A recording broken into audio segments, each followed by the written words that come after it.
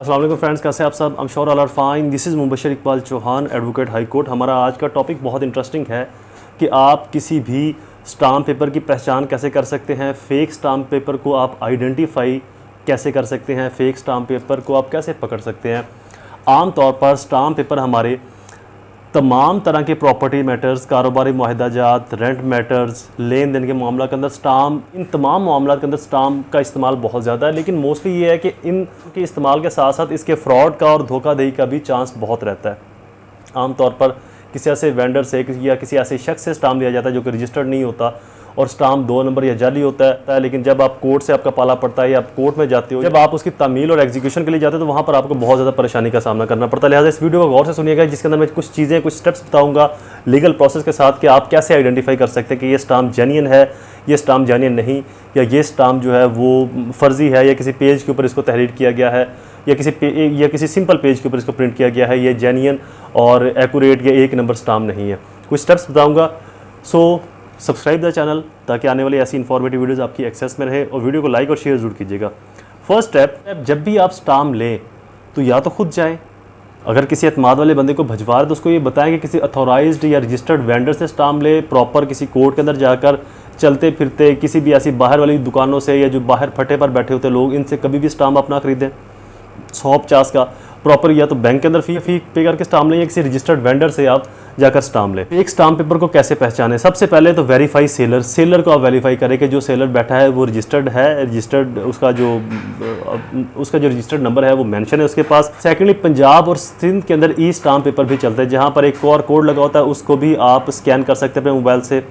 Stamp के ऊपर एक नंबर लिखा होता है, उस नंबर को आप, एक ख़ास वेबसाइट है, वो वेबसाइट आप नोट कर लें। पंजाब की जो वेबसाइट है वो है https://eStamp.punjab.gov.pk, और सिंध की वो जो https://sindh-sin-zameen.gos.pk, इन वेबसाइट्स के ऊपर जाकर भी आप स्टाम्प के नंबर के साथ उसको वेरीफाई कर सकते हैं कि आया ये जेन्युइन है या फिर ये फेक है या ये सरसरी सा है।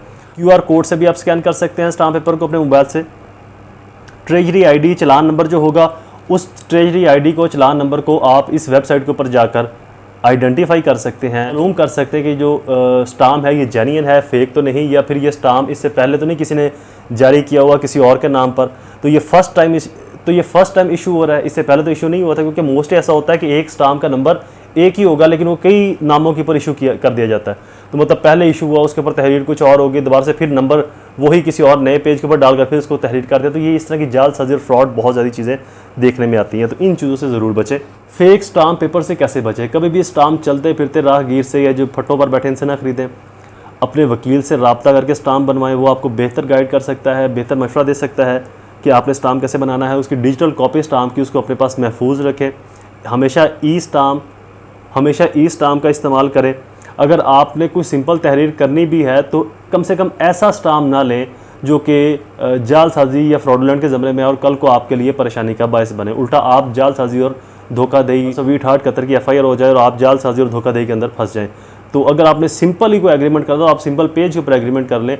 बट अगर आपने प्रॉपर स्टाम्प, लेकिन बेहतर ये है कि आप प्रॉपर ई स्टाम्प लें, उसकी प्रॉपर फ़ी पे करें, 50, 100, 200, 500, 1000, 1200, इस तरह से 15,000, जितनी मर्जी आप निकलवा सकते हैं। तो उसकी प्रॉपर फ़ी पे करने के बाद आप उस स्टाम्प को इस्तेमाल करें। सिर्फ रजिस्टर्ड वेंडर से ख़रीदें, कभी भी ये टाइप राइटर और ये जो बैठे होते हैं इनसे स्टाम्प ना लें डायरेक्टली।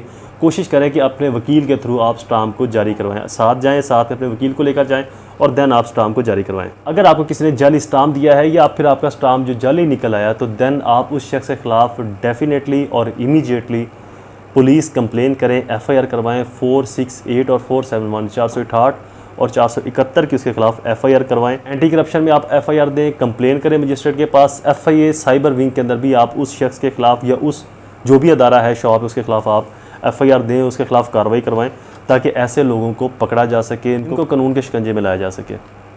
Video is complete. दोबारा हाजिर होंगे किसी और इन्फॉर्मेटिव वीडियो के साथ। तब तक मुझे अपनी दुआ में ज़रूर याद रखें। अल्लाह आप सबका हामी नासिर हो। वस्सलाम।